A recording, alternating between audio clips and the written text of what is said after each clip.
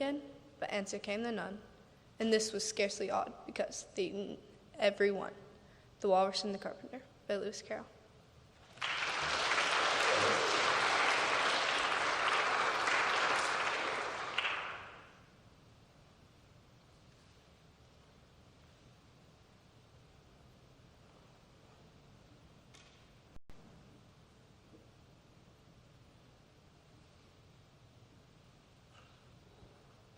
Maggie, and after Maggie, Meredith.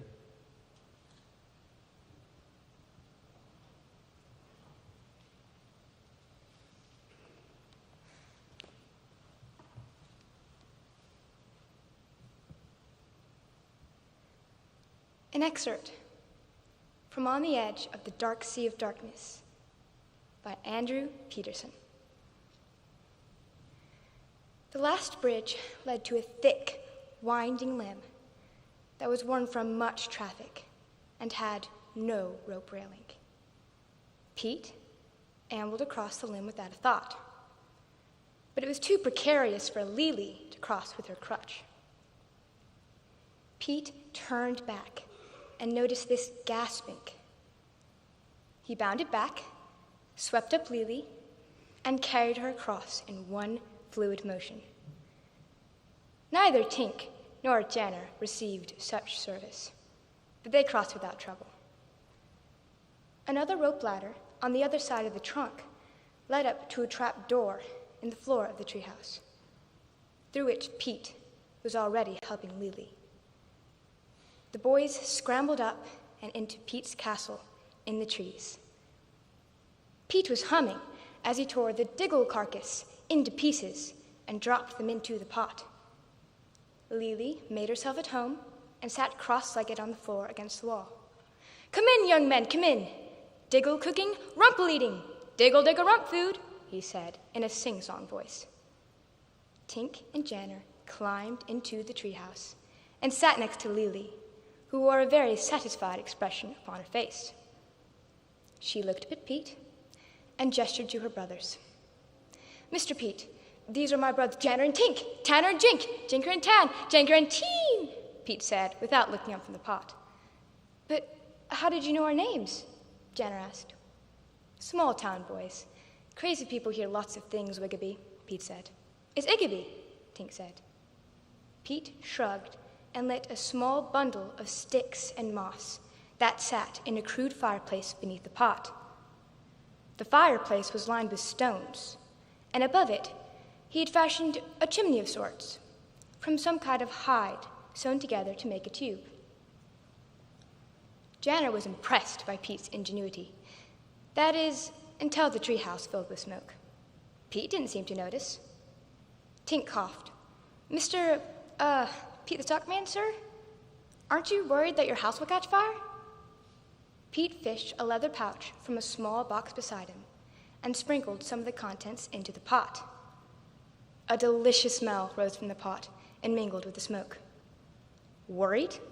Not at all, young Wingaby." He pointed through the nearest window, and the children could see 3 nearby trees whose branches were charred and leafless in places. "I've burned down my castle 3 times before, and I've always survived. I'm not worried a bit." "Worried a bit." He went back to stirring the pot. "But this time, I think I've figured out the problem, see? Problem, see? Problem, see?" he sang with a wink. "Rocks. See the rocks? They don't catch fire. Nope." He coughed for the first time, noticing the smoke filling the room. "Eep!" he cried. Pete tugged on a piece of twine that dangled from the chimney tube, and the smoke slowly cleared. "Open the flue, open the flue, open the flue for me and for you." Janner began to rethink his opinion of Pete. He was as crazy as a moonbird. An excerpt from On the Edge of the Dark Sea of Darkness by Andrew Peterson.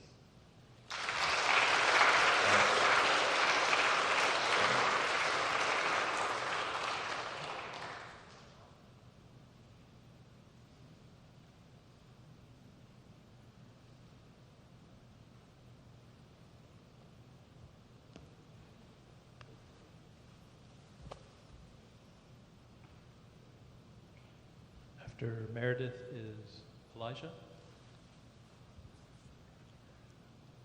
Right in the corner where you are, by Helen Steiner Rice. Not everyone can be famous or listed in Who's Who, but every person, great or small, has important work to do. For seldom do we realize the importance of smaller deeds, or what degree of greatness unnoticed kindness leads.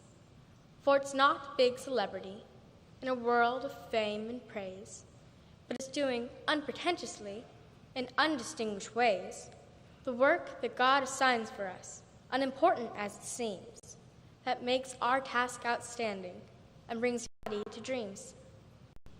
So do not sit and idly wish for newer, wider dimensions, where you can put in practice your many good intentions, but at the spot God places you, begin at once to do little things to brighten up the lives surrounding you. For if everybody brightened up the spot on which they're standing, by being more considerate and a little less demanding, this dark world by Helen Steiner Rice.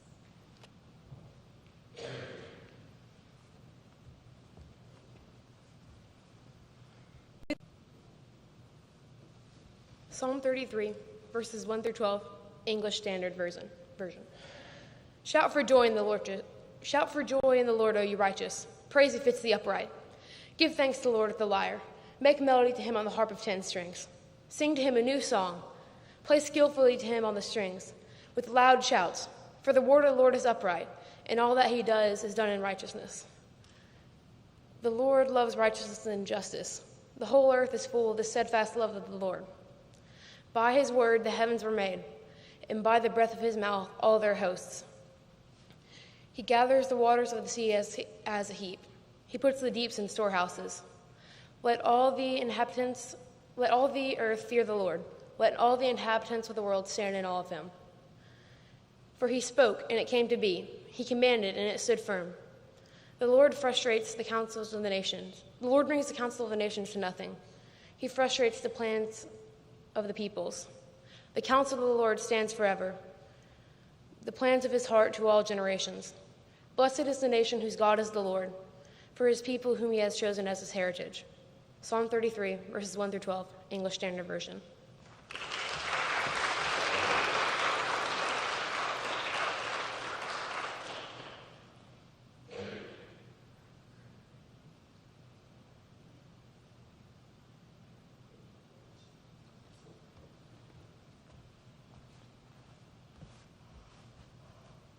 After Solomon is Mitchell.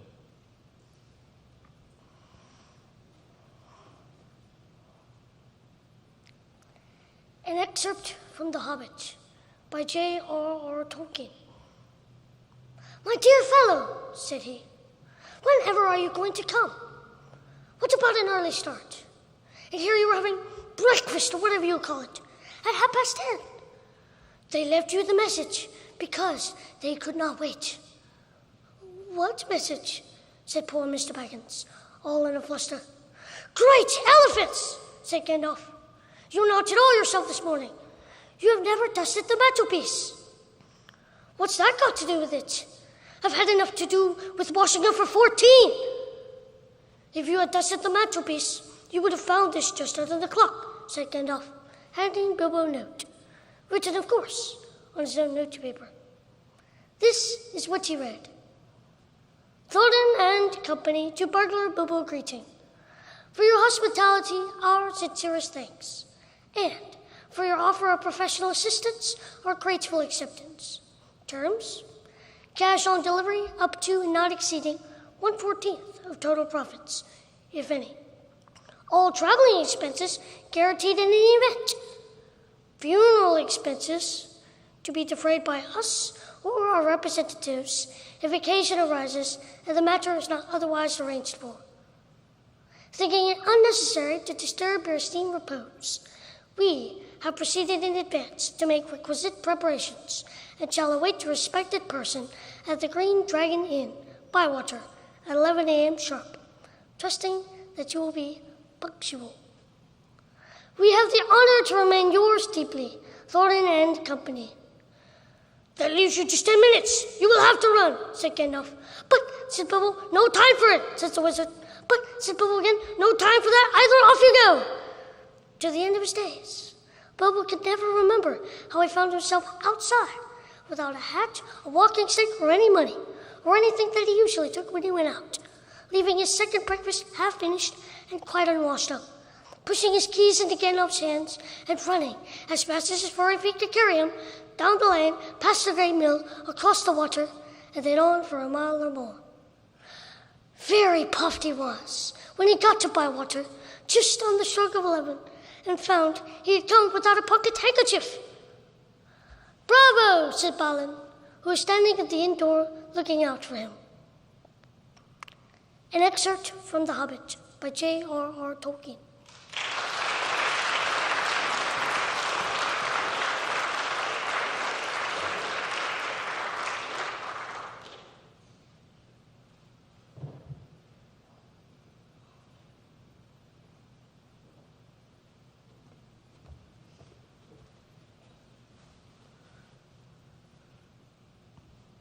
After Mitchell is Julia.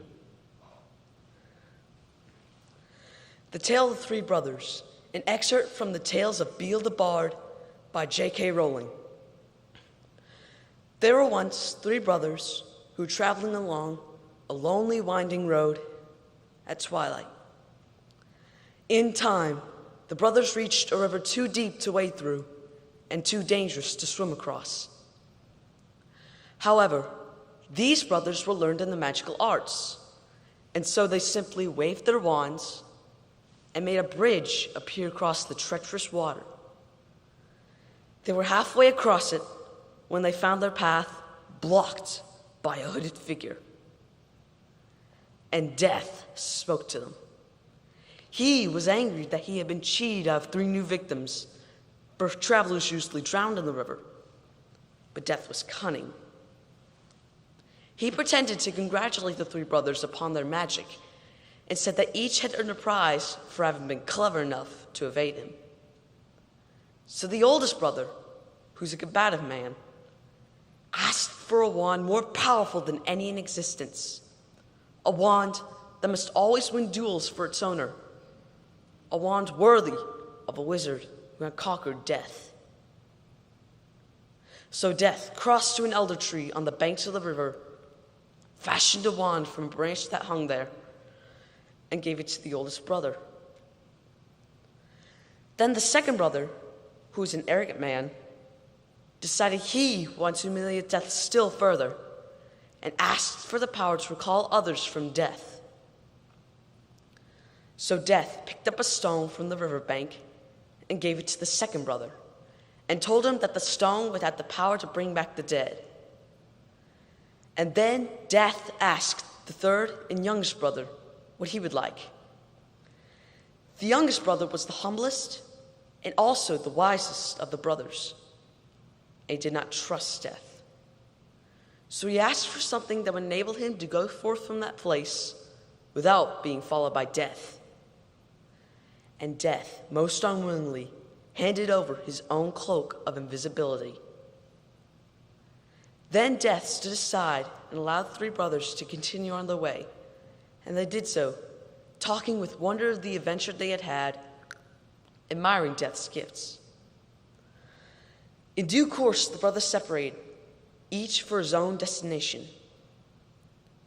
The first brother traveled on for a week or more, and reaching a distant village, he sought out a fellow wizard with whom he had quarrel. Naturally, with the elder wand as his weapon, he could not fail to win the duel that followed.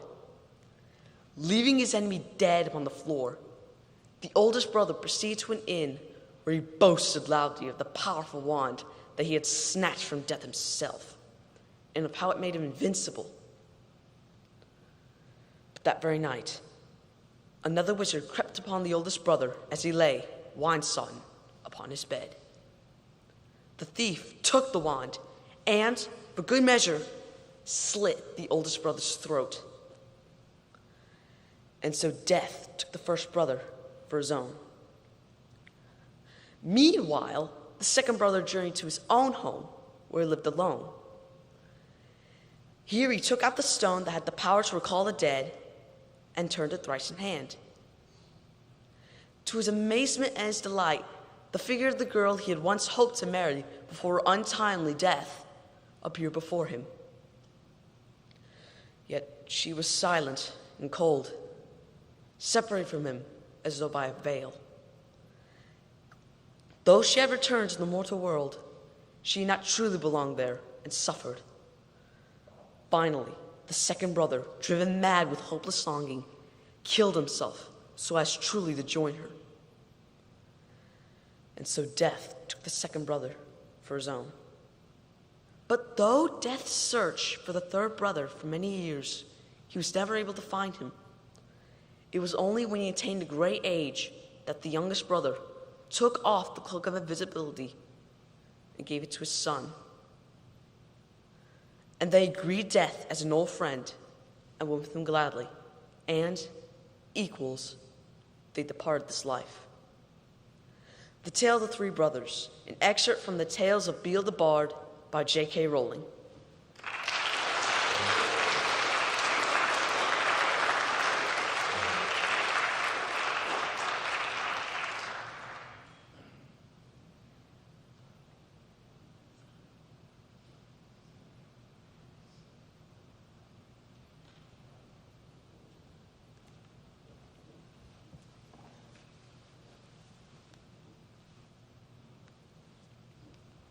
After Julia is Tyler.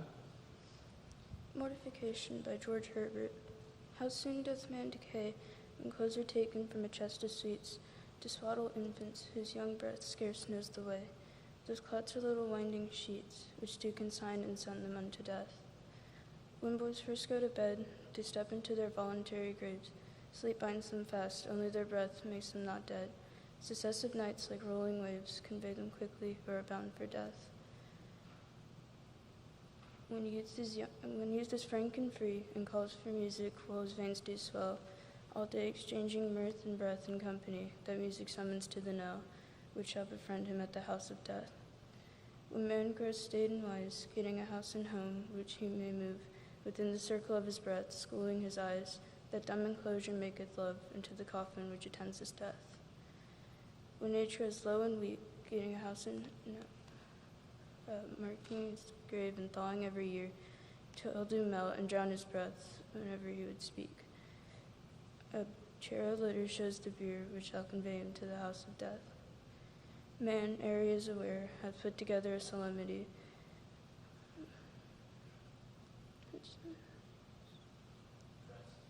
Just as hers, while he hath breath, is yet to spare. Yet the Lord instructeth so to die, that all these dyings may be life and death. Mortification by George Herbert.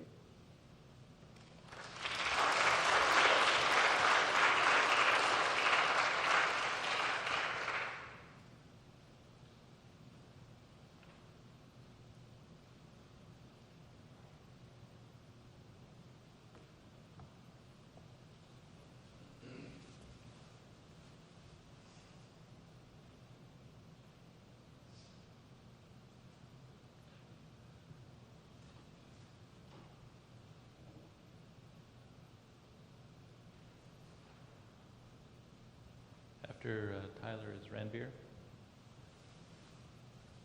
A portion of Patrick Henry's Liberty or Death speech, March 23rd, 1775. They tell us, sir, that we are weak, unable to cope with such a formidable adversary. But when shall we be stronger? Will it be the next week or the next year? Will it be when we are totally disarmed? When a British guard shall be stationed at every house?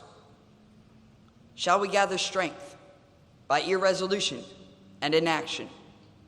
Shall we acquire the effectual means of resistance by lying supinely on our backs, grasping the delusive phantom of hope until our enemies have bound us hand and foot? Sir, we are not weak if we make a proper use of those means which the God of nature hath placed in our power. Those millions of people armed in the holy cause of liberty, and in such a country as that which we possess, are invincible by any force which an enemy can send against us. Besides, we shall not fight our battles alone. There is a just God who presides over the destinies of nations, who will raise up friends to fight our battles for us. The battle is not to the strong alone.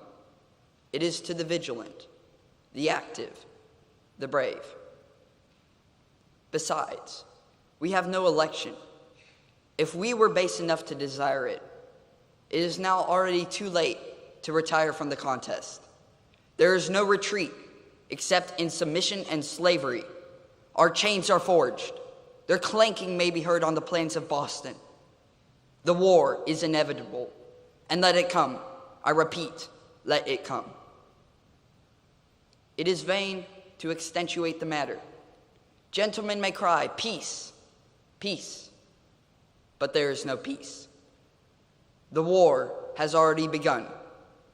The next gale that sweeps from the north will bring to our ears the clash of resounding arms. Our brethren are already in the field. Why stand we here idle? What is it that gentlemen may wish? What will they have? Is liberty so dear, or peace so precious, as to be bought at the price of chains and slavery? Forbid it, Almighty God. I know not what course others may take, but as for me, give me liberty or give me death. A portion of Patrick Henry's Liberty or Death speech, March 23rd, 1775.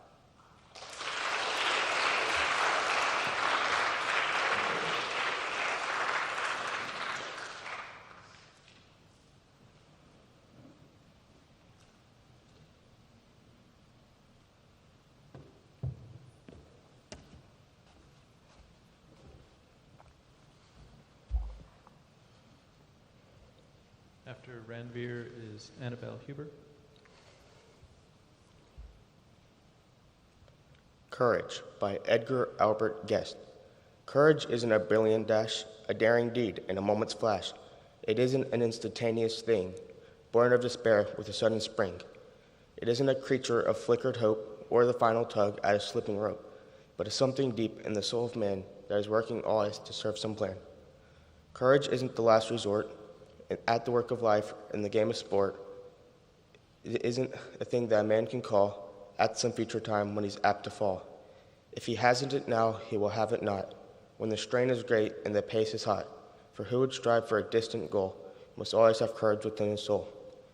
Courage isn't a dazzling light that flashes and passes away from sight. It's a slow, unwavering, ingrained trait with the patience to work and the strength to wait. It's a part of a man when the skies are blue. It's a part of him when he has work to do. The brave man never is freed of it. He has it when there's no need of it. Courage was never designed for show. It's written in victory and defeat.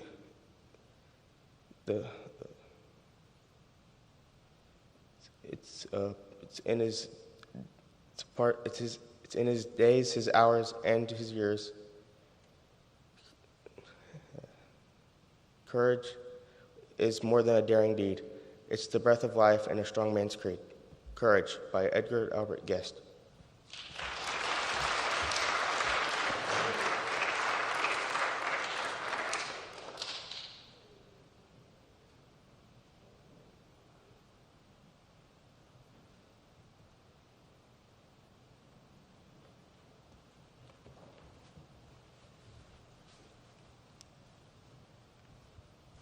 After Annabelle is Brody.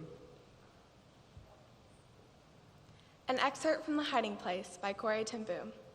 Suddenly I sat up, striking my head on the cross slats above. Something had pinched my leg. "Fleas!" I cried. "Betsy, this place is swarming with them." We scurried our way across the interviewing platform, heads down low to avoid another bump, dropped down to the aisle, and edged our way to a patch of light. "Here, and here another one," I wailed. "Betsy, how are we going to live in such a place?" Show us how." It was said so matter-of-factly, it took me a second to realize she was praying. More and more, the distinction between prayer and the rest of life seemed to be vanishing for Betsy. That's it, Corey. He has given us the answer before he asked, as he always does. In the Bible this morning, where was it? Read that part again. Here it is. Comfort the frightened, help the weak. Be patient with everybody. See that no one repays evil for evil, but always seek to do the good to one another and to all. It seemed written expressly to Ravensbrook. Go on, said Betsy. That was not all. Oh, yes, to one another and to all. Rejoice always, pray constantly, give thanks in all circumstances, for this is the will of God in Christ Jesus.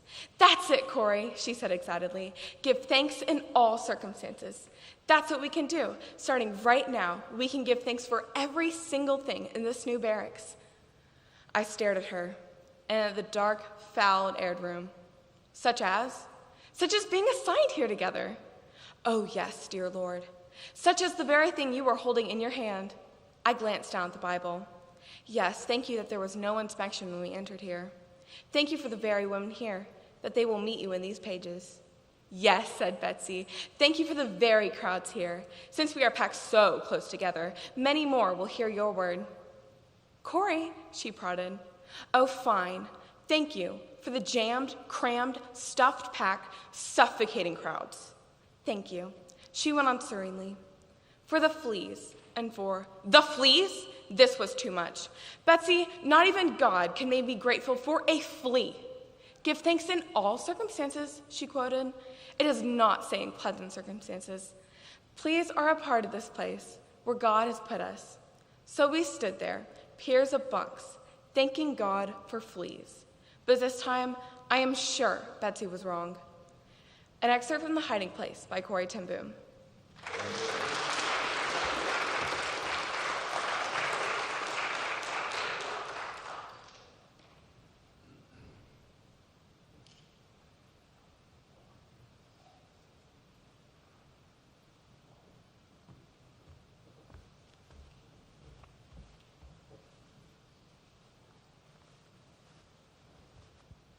After Brody is Annabelle Ramsey. Job 1, verses 8 through 22.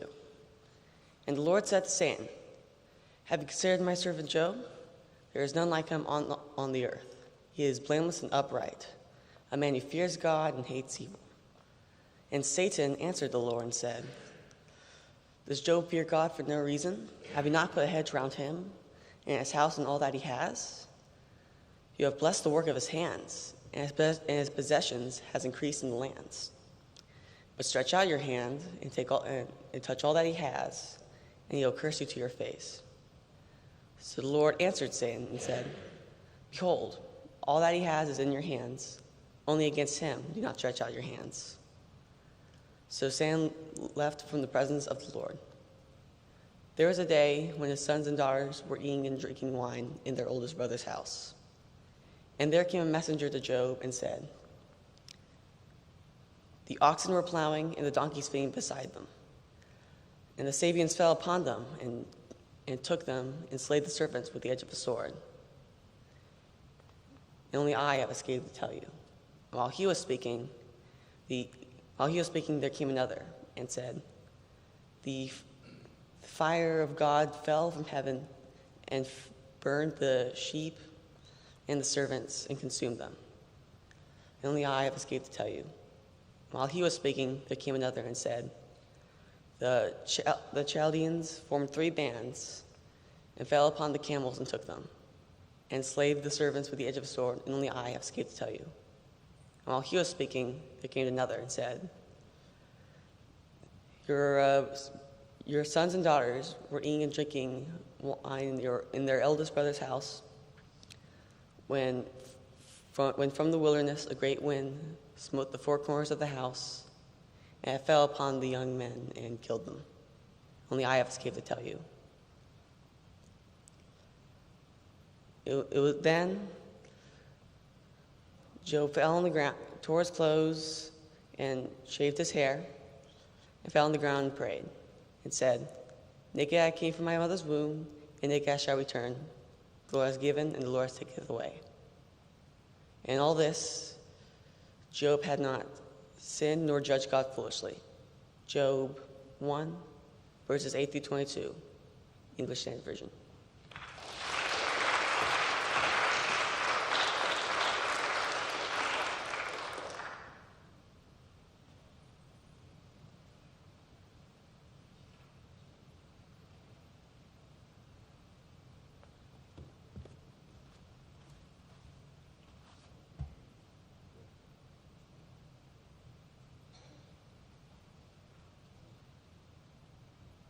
After Annabelle is Oz. John 1, verses 1 through 12, English Standard Version. In the beginning was the Word, and the Word was with God, and the Word was God.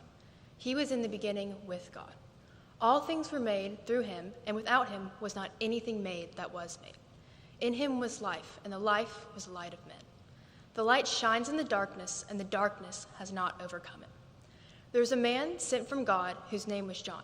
He came as a witness to bear witness about the light, that all might believe through him. He was not the light, but came to bear witness about the light. The true light, which gives light to everyone, was coming into the world. He was in the world, and the world was made through him, yet the world did not know him. He came to his own, but his own did not receive him. But to all who did receive him, and who believed in his name, he gave the right to become children of God.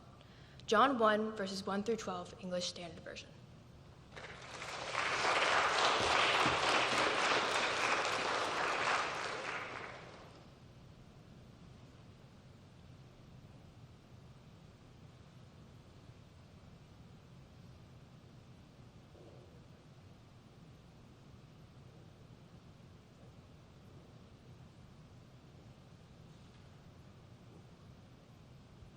And Oz.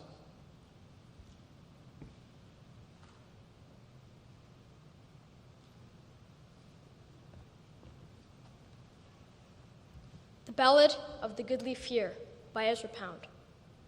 Have we lost the goodliest fear of all? For the priests and the gallows tree? Aye, lover he was of brawny men, of ships in the open sea. And when they came with the host to take our man, his smile was good to see. First let these go, quote our goodly fear, lest I see ye damned, says he. Oh, we drank his hail and the good red wine, when we last made company. No capon priest was the goodly fear, but man of men was he. I have seen him drive 100 men with a bundle of cords swung free, that they took the high and holy house for their pawn and treasury. They will not get him in a book, I think, though they write it cunningly. No mouse of the scrolls was the goodly fear, but I love the open sea. If they think they have snared our goodly fear, they are fools to the last degree. I'll go to the feasts, quote our goodly fear, though I go to the gallows tree. Ye have seen me heal the lame and blind, and wake the dead, says he. But ye shall see me do one thing to master all, 'tis how a brave man dies upon a tree. A son of God was the goodly fear, that bade his brothers be. I have seen him cow 1,000 men, I have seen him upon the tree. He cried no cry when they drave the nails, and the blood gushed hot and free. And the hounds of crimson sky gave tongue, but never a cry cried he. Like the sea he cowed at Geseriot, with the winds unleashed and free. Like the crowd he cowed at Galilee, witty words spoken suddenly. A master of men was the goodly fear, a mate of the wind and sea.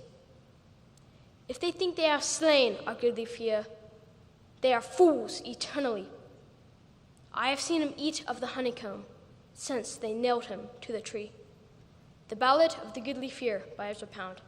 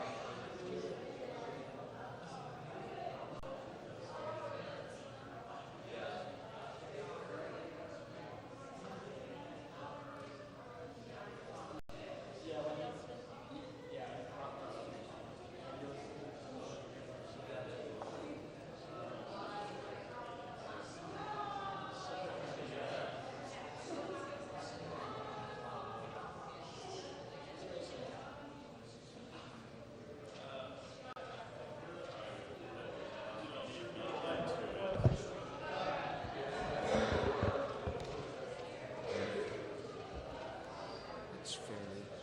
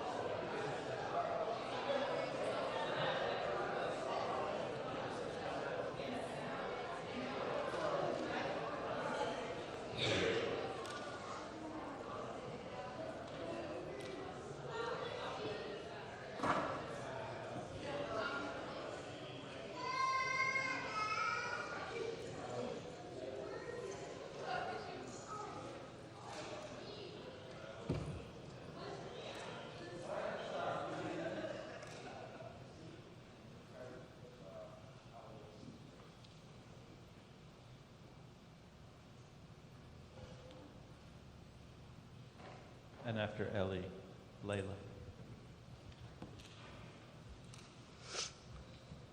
An excerpt from Animal Farm by George Orwell. Now, comrades, what is the nature of this life of ours? Let us face it. Our lives are miserable, laborious, and short. We are born.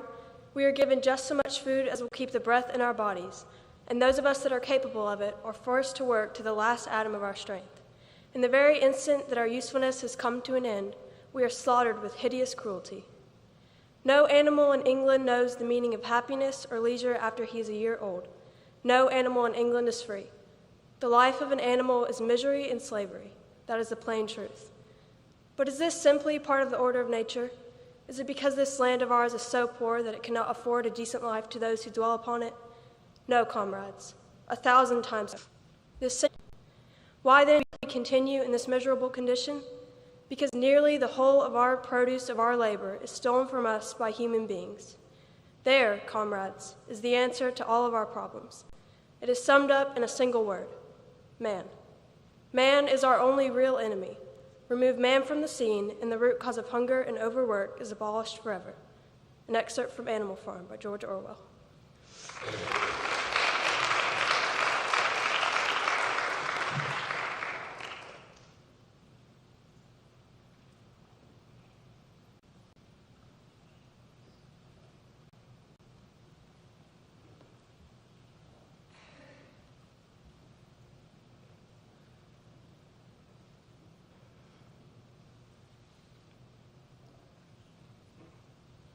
After Layla is Catherine.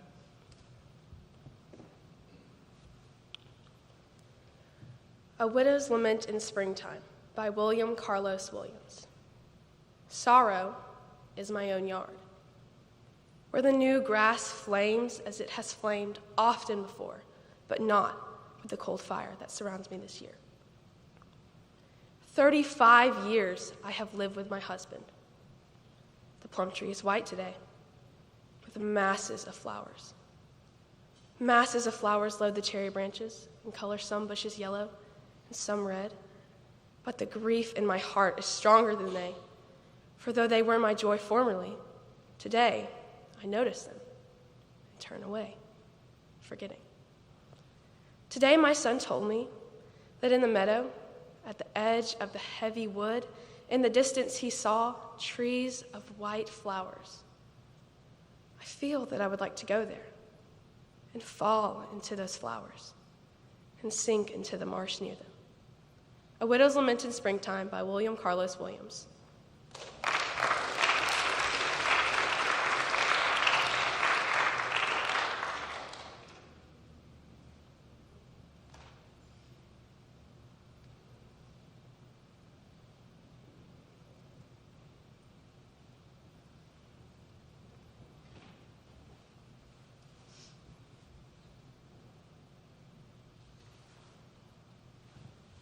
After Catherine is Ben.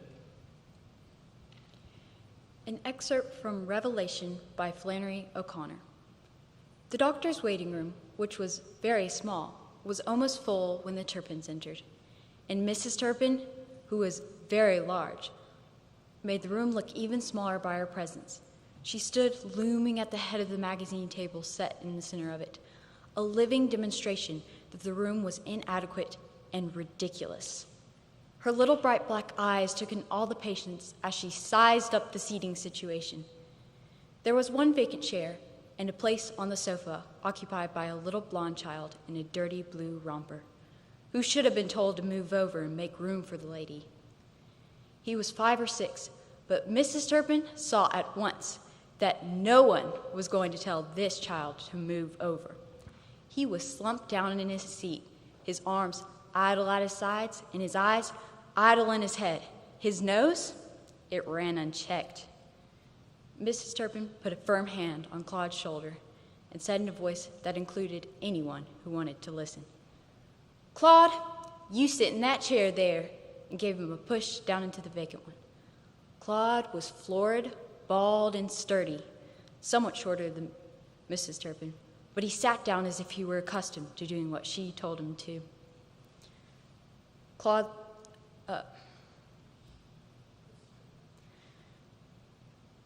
Mrs. Turpin remained standing.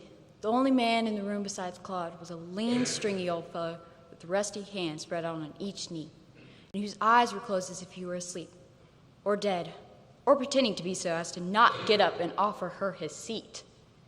Her gaze fell agreeably on a well-dressed, gray-haired lady, whose eyes met hers, and whose expression said, "If that child belonged to me, he would have some manners and move over. There's plenty of room there for you and for him, too." Claude looked up with a sigh and made as if to rise. "Sit down," said Mrs. Turpin. "You know you're not supposed to stand on that leg." "He has an ulcer on his leg," she explained. "My," said the lady, "how'd you do that?" "A cow kicked him," said Mrs. Turpin. "Goodness," said the lady. Claude rolled down his trouser leg. "Maybe the little boy would move over," said the lady, but the child did not stir. "Somebody will be leaving in a moment," said Mrs. Turpin. She could not understand why a doctor, with as much money as they may charge him, $5 a day just to stick their head in the door and look at you, couldn't afford a decent-sized waiting room. An excerpt from Revelation by Flannery O'Connor.